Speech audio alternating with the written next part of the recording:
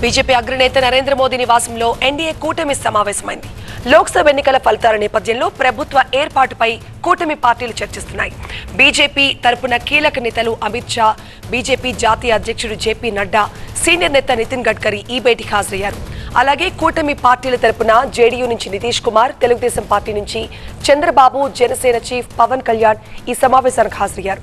ఎన్నికల్లో గెలుపుపై అభినందనలు తెలుపుకోవడంతో పాటుగా ప్రభుత్వ ఏర్పాటుపై కూడా చర్చించారు. రాష్ట్రపతిని సైతం ఇవాళే కలవబోతున్నారు ఎన్డీఏ పక్ష నేతలు. రాష్ట్రపతిని కలిసి ప్రభుత్వ ఏర్పాటుకు ఆహ్వానించాలని కోరబోతున్నారు. ఇక ఈ నెల 8న కర్తవ్య పథ్లో ప్రధానిగా 3వసారి ప్రమాణ స్వీకారం చేయబోతున్నారు నరేంద్ర మోదీ. ఇటు ఇండియా కూటమి కూడా కాసేపట్లోనే భేటీ కాబోతోంది. తాజా రాజకీయ పరిస్థితులపై ఇండీ కూటమి నేతలు చర్చించబోతున్నారు.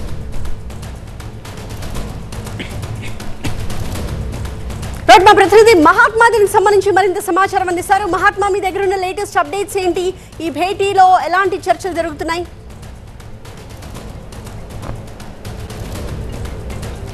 ప్రస్తుతం ఈ భేటీ కొనసాగుతోంది. ప్రధాని నివాసంలోనే ఎన్డీఏ నేతలు, బీజేపీ అగ్రనేతలు, అలాగే ఎన్డీఏ మిత్రపక్షాలకు చెందిన ఆయా పార్టీల అధినేతలు కూడా హాజరయ్యారు. ప్రధాని నివాసంలో ఈ భేటీ ముగిసిన తర్వాత నేరుగా వారంతా రాష్ట్రపతి భవన్కి చేరుకుంటారు. రాష్ట్రపతి ద్రౌపది ముర్మును కలిసి ప్రభుత్వాన్ని ఏర్పాటు చేయడానికి తగిన బలం తమ దగ్గర ఉంది, మమ్మల్ని ప్రభుత్వాన్ని ఏర్పాటు చేయడానికి ఆహ్వానించండి అంటూ ఆమెను కోరే ఒక విజ్ఞప్తి చేయనున్నారు. ఎందుకంటే ఈ లోక్సభ ఎన్నికల్లో 240 సీట్లు సాధించి సింగిల్ లార్జెస్ట్ పార్టీగా భారతీయ జనతా పార్టీ అవతరించింది. సొంతంగా ప్రభుత్వాన్ని ఏర్పాటు చేసే మెజారిటీ సాధించలేకపోయింది. ఈ క్రమంలో మిత్రపక్షాల మద్దతు అనివార్యమైంది. అందులో బీజేపీ తర్వాత అత్యధిక స్థానాలు కలిగిన మిత్రపక్షం తెలుగుదేశం పార్టీయే 16 ఎంపీ స్థానాలతో 2వ స్థానంలో ఉండగా 3వ స్థానంలో 12 ఎంపీ స్థానాలతో జేడీయూ నిలిచింది. బీహార్ సీఎం నితీష్ కుమార్ ఆయన కూడా ఈ ఎన్డీఏ సమావేశానికి హాజరై ప్రస్తుతం మీటింగ్లో ఉన్నారు. వీరి తర్వాత శివసేన, ఇటు ఏక్నాథ్ షిండే వర్గము, చిరాగ్ పాస్వాను, పవన్ కళ్యాణ్, ఇలాగా అనేక మిత్రపక్షాల నేతలంతా కూడా ఇందులో భాగస్వాములై ఉన్నారు. వారంతా ప్రధానితో పాటుగా మిత్రపక్షాల అధినేతలను కూడా కలుపుకుని రాష్ట్రపతిని కలిసే అవకాశం ఉందని మనకు సమాచారం అందుతోంది. ఎందుకంటే ఈ ప్రభుత్వాన్ని ఏర్పాటు చేయడంలో వారందరూ మద్దతునిస్తూ లేఖలు కూడా అందజేశారు. వాటన్నిటినీ రాష్ట్రపతికి సమర్పించి కొత్త ప్రభుత్వాన్ని ఏర్పాటు చేయడానికి ముహూర్తం ఇవన్నీ కూడా సిద్ధం చేసుకుంటున్నారు. మనకు అందుతున్న సమాచారం ప్రకారం జూన్ 8న సాయంత్రం పూట ఈ ప్రమాణ స్వీకార కార్యక్రమం ఉండవచ్చు. వరుసగా ఇప్పటికే 2 సార్లు ప్రధానిగా ప్రమాణ స్వీకారం చేసిన నరేంద్ర మోదీ ఈసారి 3వసారి వేదికను మార్చుతున్నట్టుగా తెలిసింది. ఇప్పటిదాకా రాష్ట్రపతి భవన్లోనే 2014లోను 2019లోను రాష్ట్రపతి భవన్ వేదికగానే ఆయన ప్రమాణ స్వీకారం చేశారు. ఈసారి హ్యాట్రిక్ విజయం కాబట్టి దీన్ని ఒక గ్రాండ్ ఈవెంట్గా నిర్వహించాలని చెప్పి ప్లాన్ చేసినట్టుగా తెలుస్తోంది. అందులో భాగంగా గణతంత్ర దినోత్సవ వేడుకల నాడు పరేడ్ నిర్వహించే కర్తవ్య పథను వేదిక చేసుకున్నట్లుగా సమాచారం అందుతోంది. ఒకవేళ అది కుదరకపోతే వాతావరణం దృష్ట్యా ఇక్కడ హీట్ వేవ్ కండిషన్స్ ఎక్కువగా ఉన్నాయి కాబట్టి ఒకవేళ ఆ వేదిక కుదరదు అనుకున్న పక్షంలో భారత మండపం, రీసెంట్గా G20 సమావేశాలను నిర్వహించిన అతిపెద్ద కన్వెన్షన్ సెంటర్, అక్కడ ఈ వేడుకని అంటే ప్రమాణ స్వీకార కార్యక్రమాన్ని నిర్వహించే అవకాశం ఉంది. దీనికి వివిధ దేశాల ప్రతినిధుల్ని కూడా, అధినేతలను కూడా ఆహ్వానించబోతున్నట్లు తెలుస్తోంది. ఎందుకంటే 3వసారి విజయం అన్నది ఈ మధ్యకాలంలో భారతదేశంలో ఎప్పుడూ కూడా ఎవరు చేపట్టలేదు. యూపీఏ అయినా 2 సార్లే ప్రభుత్వాన్ని నిర్వహించగలిగింది. ఎప్పుడో ప్రధానిగా పనిచేసిన జవహర్లాల్ నెహ్రూ మాత్రమే వరుసగా 3 పర్యాయాలు మించి ఆయన ప్రధానిగా కొనసాగారు. ఇప్పుడు నరేంద్ర మోదీకి ఆ ఛాన్స్ వచ్చింది కాబట్టి దీన్ని ఒక ఇంటర్నేషనల్ లెవెల్లో ప్రమోట్ చేసుకునే క్రమంలో భారీ స్థాయిలోనే ఈవెంట్ నిర్వహించేలాగా ప్లాన్ చేస్తున్నారు. ప్రస్తుతం ప్రధాని మోదీ నివాసంలో జరుగుతున్న ఎన్డీఏ భేటీలో మిత్రపక్షాలు ఎవరెవరికి ఎన్ని మంత్రి పదవులు ఇవ్వాలి, క్యాబినెట్లో వారి పొజిషన్ ఏంటి, అలాగే ఎన్డీఏ కన్వీనర్గా ఎవరు ఉండాలి, తెలుగుదేశం పార్టీ ఏం డిమాండ్స్ చేస్తోంది, ఇవన్నిటి మీద కూడా ప్రస్తుతం చర్చ జరుగుతోంది. మనకు అందుతున్న సమాచారం ప్రకారం టీడీపీ ప్రభుత్వంలో లేకుండా బయట నుంచి మద్దతు ఇస్తూ లోక్సభ స్పీకర్ పదవి కావాలని కోరే అవకాశం ఉన్నట్లుగా ఒక సమాచారం ఉంది. ఇంకొక ప్రతిపాదన, ఒకవేళ ప్రభుత్వంలో చేరితే 5 వరకు మంత్రి పదవులను కోరే అవకాశం ఉందని చెప్పి కూడా తెలుస్తోంది. Right, thank you Mahatma. Coming to second news, అమరావతిలో హడావుడి కంటిన్యూ అవుతుంది. ఓవైపు ప్రభుత్వ ఆఫీసులతో పాటు సచివాలయంలో కూడా తనిఖీలు జరుగుతుంటే మరోవైపు చంద్రబాబు ప్రమాణ స్వీకారానికి ఏర్పాట్లు కూడా మొదలయ్యాయి. ప్రమాణ స్వీకారానికి సంబంధించిన సామగ్రిని ఇప్పటికే టీడీపీ శ్రేణులు అమరావతికి తరలించారు. అలాగే ప్రమాణ స్వీకార సభకు స్థల పరిశీలన కూడా చేయనున్నారు టీడీపీ నేతలు. ఈ నెల 9న సీఎంగా ప్రమాణ స్వీకారం చేయనున్నారు చంద్రబాబు. మరోవైపు సచివాలయంలో పోలీస్ అధికారులు ముమ్మరంగా తనిఖీలు చేపట్టారు. ప్రభుత్వం మారటంతో ఎలాంటి డేటా కూడా బయటకు వెళ్లకుండా సోదాలు చేపట్టారు. ఐటీ కమ్యూనికేషన్ విభాగంలో ముమ్మరంగా తనిఖీలు చేస్తున్నారు. కంప్యూటర్స్, ల్యాప్టాప్స్ ని పరిశీలిస్తున్నారు. ఎస్సీ ప్రకాష్, డిఎస్సీ అశోక్ ఆధ్వర్యంలో సచివాలయంతో పాటుగా ప్రభుత్వ కార్యాలయాల్లో కూడా సోదాలు చేపట్టారు పోలీసులు. ఇదిలా ఉంటే మరోవైపు సెక్రటరియట్ లో మంత్రుల చేంబర్లు స్వాధీనం చేసుకున్నారు జీఏడీ అధికారులు. అలాగే మంత్రుల నేమ్ బోర్డ్స్ ని సైతం తొలగించారు. పేషీలో ఉన్న ప్రభుత్వ సామాగ్రిని చెక్ లిస్ట్ ప్రకారం సిబ్బంది స్వాధీనం చేసుకున్నారు. దీనికి సంబంధించి మరింత సమాచారం మా చీఫ్ రిపోర్టర్ ఎంపీ రావు అందిస్తారు. ఎంపీ రావు, ప్రమాణ స్వీకార కార్యక్రమోత్సవానికి ఏర్పాట్లు ఏ విధంగా కొనసాగుతున్నాయి? దీనికి సంబంధించి పూర్తి అప్డేట్స్ ఏంటి? ఈ నెల 9వ తేదీన అంటే వచ్చే ఆదివారం నాడే ముఖ్యమంత్రిగా చంద్రబాబు మరొకసారి ప్రమాణ స్వీకారం చేయబోతున్నారు. అయితే దీనికి సంబంధించి వేదిక ఎక్కడనే దానికి సంబంధించి అయితే ఇంకా పూర్తి స్థాయిలో ఇంకా కన్ఫర్మేషన్ కాలేదు. సచివాలయం చుట్టుపక్కల గ్రామాల్లో అంటే అమరావతి రాజధాని గ్రామాల్లోనే ప్రమాణ స్వీకార కార్యక్రమం ఏర్పాటు చేసేందుకు కూడా ఇప్పటికే స్థల పరిశీలనకు సంబంధించి కూడా చర్చలు జరుగుతున్నాయి. సాయంత్రం ఢిల్లీ నుంచి తిరిగి వచ్చిన తర్వాత చంద్రబాబు ఒక నిర్ణయం తీసుకుని ఉన్నారు. రేపు ఉదయం స్థల పరిశీలన చేసిన తర్వాత ప్రమాణ స్వీకారం ఏ గ్రామంలో పెట్టాలి, అమరావతి రాజధాని గ్రామాల్లో ఏ ప్రాంతంలో పెట్టాలనే దాని మీద రేపు మధ్యాహ్నానికల్లా ఒక క్లారిటీ వచ్చే అవకాశం ఉంది. 9వ తేదీ ఉదయం 11:53 నిమిషాలకు చంద్రబాబు ముఖ్యమంత్రిగా ప్రమాణ స్వీకారం చేస్తారని చెప్పేసి కూడా టీడీపీ వర్గాల నుంచి మనకు అందుతున్నటువంటి సమాచారము. మరొకవైపు రాష్ట్రంలో కొత్త ప్రభుత్వ ఏర్పాటుకు సంబంధించి కూడా వేగంగా అడుగులు ముందుకు పడుతున్నాయి. ఈ రోజు ఉదయం ఢిల్లీకి వెళ్లే ముందు కూడా చంద్రబాబు కీలకమైనటువంటి అధికారులతో భేటీ అయ్యారు. అలాగే ముఖ్య నేతలతో కూడా భేటీ అయ్యారు. సీఎస్ జవహర్ రెడ్డితో పాటుగా డీజీపీ హరీష్ కుమార్ గుప్తా కూడా చంద్రబాబును ఆయన నివాసంలో మర్యాదపూర్వకంగా కలిశారు. దాంతోపాటుగా ప్రమాణ స్వీకార కార్యక్రమానికి సంబంధించినటువంటి ఏర్పాట్ల మీద కూడా చర్చించినట్టుగా తెలుస్తుంది. అటు డీజీపీతో పాటుగా సీఎస్తో కూడా కొద్దిసేపు ఈ ప్రమాణ స్వీకార కార్యక్రమం ఏర్పాట్ల మీద కూడా చర్చించినట్టుగా తెలుస్తుంది. మరోవైపు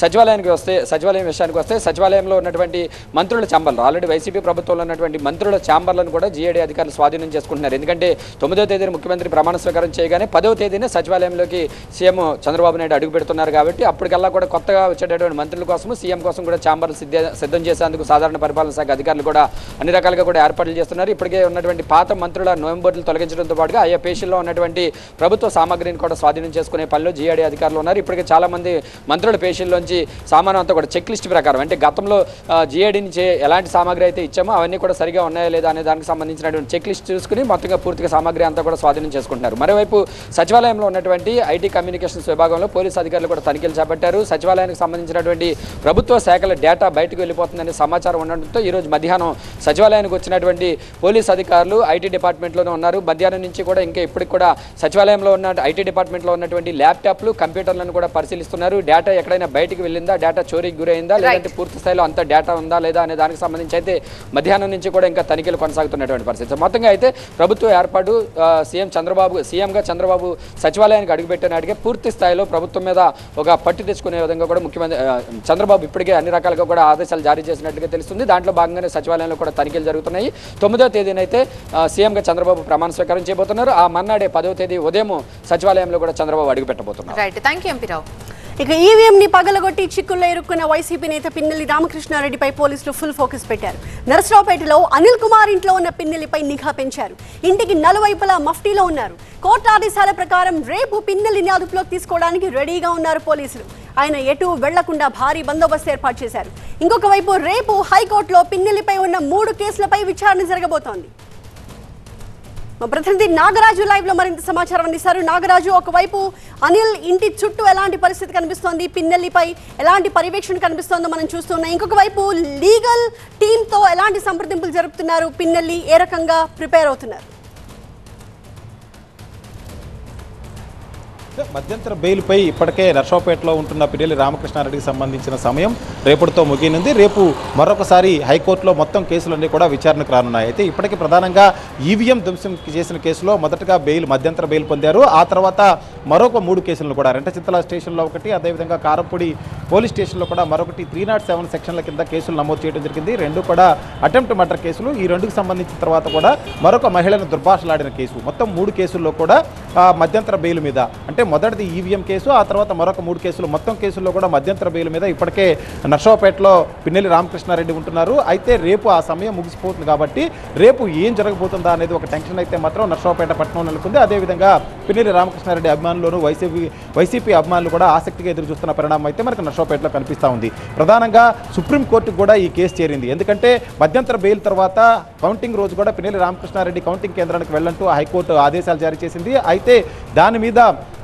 సుప్రీంకోర్టుకు వెళ్ళడం, సుప్రీంకోర్టు చాలా స్పష్టంగా కూడా పిన్నెల్లి రామకృష్ణారెడ్డిని కౌంటింగ్ కేంద్రానికి వెళ్లకుండా కూడా కట్టడి చేసిన నేపథ్యం కనిపిస్తుంది. కాబట్టి రేపు ఏం జరగబోతుంది, హైకోర్టులో ఎటువంటి ఆదేశాలు రాబోతున్నాయి అనేది చాలా ఆసక్తికరంగా మారింది. అయితే ఇప్పటికైతే న్యాయ నిపుణులు చెప్తున్న దాని ప్రకారం, లేదా న్యాయవాదులతో సంప్రదించిన దాని ప్రకారం ఈవీఎం ధ్వంసం చేసిన కేసులో సుప్రీంకోర్టు చాలా సీరియస్గా ఉంది. కాబట్టి రేపు హైకోర్టులో దానితో పాటు మిగతా attempt murder, non bailable sections కింద ఈ కేసులన్నీ కూడా నమోదు చేయడం జరిగింది. కాబట్టి బెయిల్ వస్తుందా రాదా అనేది, రెగ్యులర్ బెయిల్ ఇస్తారా లేదా అనేది మాత్రం ప్రశ్నార్థకంగా ఉంది. అదేవిధంగా ఒకవేళ నాన్ బెయిలబుల్ సెక్షన్స్ పెట్టారు కాబట్టి బెయిల్ రాకపోతే ఏం చేయాలి, బెయిల్ రాకపోతే పిన్నెల్లి రామకృష్ణారెడ్డి పోలీసుల వద్ద లొంగిపోతారు అంటూ కూడా ఆయన న్యాయవాదులు చెప్తా ఉన్నారు. అయితే హైకోర్టు డెసిషన్స్ ఏది విధంగా ఉంటాయి, ఆ డెసిషన్స్ ఆధారంగానే పిన్నెల్లి రామకృష్ణారెడ్డి భవిష్యత్తు ఉండబోతుంది. కాబట్టి రేపటి వరకు పిన్నెల్లి రామకృష్ణారెడ్డి నర్సరావుపేటలోనే ఉండే అవకాశం కనిపిస్తుంది. ఈలోపు పోలీసులు కూడా పూర్తిగా ఆ పరిసరాలన్నింటినీ కూడా ఎప్పటికప్పుడు వాచ్ చేస్తున్న నేపథ్యం మనం చూస్తా ఉన్నాం. మఫ్టీలో ఉన్న పోలీసులు, అదేవిధంగా పెద్ద ఎత్తున పోలీసు బలగాలు కూడా ఆ చుట్టుపక్కల మరి అల్లర్లు జరగకుండా, అదేవిధంగా ఎవరు కూడా ఆ ప్రాంతానికి రాకుండా కూడా కట్టుదిట్టమైన భద్రతా ఏర్పాట్లు చేసిన నేపథ్యాన్ని మనం ప్రస్తుతం ఇప్పటికే చూస్తున్నాం. అదేవిధంగా రేపటి వరకు కూడా ఈ పరిస్థితి అక్కడ కొనసాగనుంది. హైకోర్టులో వచ్చిన నిర్ణయాల ఆధారంగా పిన్నెల్లి రాజకీయం భవిష్యత్తు, అదేవిధంగా పిన్నెల్లి పట్ల ఏ విధంగా పోలీసులు వ్యవహరిస్తారో అనేది తేలనుంది. Thank you Nagaraju. ఇక విశాఖలోని విఐపి రోడ్లో ఉన్న డివైడర్ ను జనసేన నేతలు తొలగించారు. జేసీబీ సాయంతో డివైడర్ ను తొలగించి రోడ్ను క్లియర్ చేశారు. డివైడర్ తొలగింపుతో ట్రాఫిక్ సమస్య తగ్గిందని చెప్తున్నారు జనసేన నాయకులు. మరోవైపు గతంలో ఇదే డివైడర్ పై జనసేన చీఫ్ పవన్ కళ్యాణ్ ఆగ్రహం వ్యక్తం చేశారు. ఎంవివి నిర్మాణాల కోసమే విఐపి రోడ్ను మూసేశారని గత ప్రభుత్వంపై ఆగ్రహం కూడా వ్యక్తం చేశారు.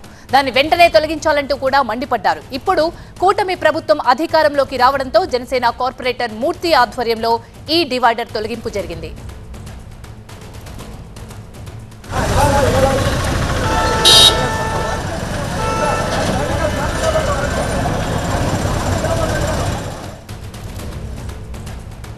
ఇదే అంశానికి సంబంధించి మరింత సమాచారాన్ని మా ప్రతినిధి ఈశ్వర్ అందిస్తారు. ఈశ్వర్, ఈ డివైడర్ ఎందుకు తొలగించారు, దీనిపై ప్రజలు ఏమంటున్నారు?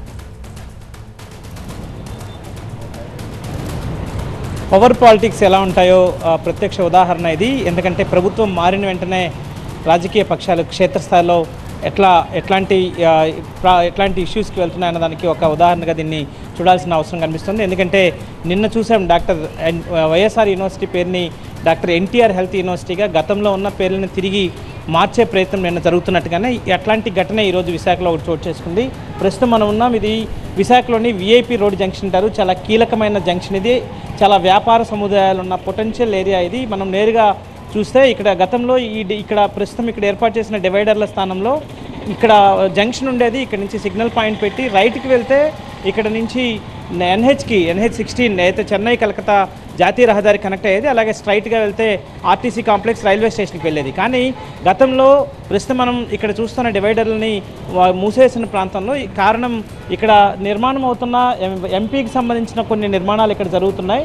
దీనికి వాస్తు కోసం అని చెప్పి ఈ రహదారిని మూసివేశారు అంటూ గతంలో పెద్ద ఎత్తున జనసేన ఉద్యమం చేసింది. స్వయంగా జనసేన అధినేత పవన్ కళ్యాణ్ ఈ ప్రాంతానికి వచ్చి మరి ఆయన దీనికి సంబంధించి కేవలం ఒక ఎంపీ కోసం వాస్తుకి అడ్డం వస్తుందని మూసివేస్తారా అంటూ పెద్ద ఎత్తున ఆందోళన చేశారు. సో ప్రస్తుతం మనతో ఈరోజు ఆ డివైడర్లను తొలగించిన మూర్తి యాదవ్ కార్పొరేటర్ ఉన్నారు. గత ప్రభుత్వం మీద తీవ్ర ఆరోపణలు చేసిన, సంచలనమైన ఆరోపణలు చేసిన మూర్తి యాదవ్ ప్రస్తుతం ఈ ఉదయం ఆ డివైడర్లను తొలగించి వాటిని ఫ్రీ చేసి ఆ రోడ్డుని బ్లాక్ చేసిన రోడ్డుని ఫ్రీ చేసే సిచ్యువేషన్కి తీసుకొచ్చారు. సార్ ఏంటి, ఎందుకు సడన్గా అది నిర్ణయం తీసుకుంది? గత ప్రభుత్వంలోని అధికారులు తీసుకున్నారు, ట్రాఫిక్ ఇష్యూస్ మీద అని చెప్పారు.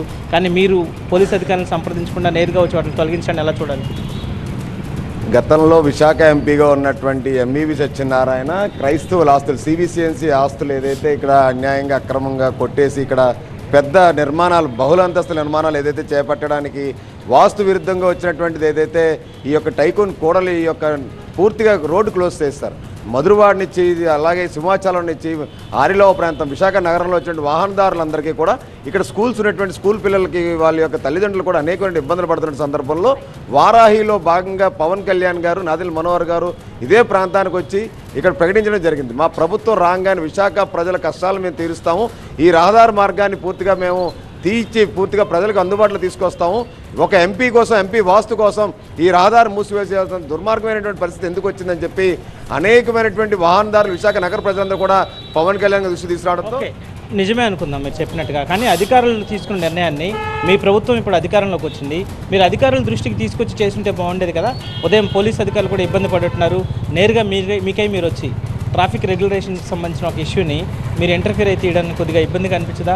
అట్లాంటి రాజకీయాలు మళ్ళీ మీరు కూడా చేయాలనుకున్నట్టుగా, ఎందుకంటే మీరు ఆరోపణలు చేస్తున్నారు గతంలో అట్లాంటి విషయాలు ఉన్నాయని చెప్పి మళ్ళీ తిరిగి పునరావృతం అవడం. విశాఖ నగర ప్రజలు, నగరవాసులు, వాహనదారులు ఏడాదిన్నర కాలంగా పడుతున్న ఇబ్బందులు ఏవైతే ఉన్నాయో ఆ ఏడాదిన్నర కాలంగా పడుతున్న ఇబ్బందులు వాళ్ళు విముక్తి చెందింది.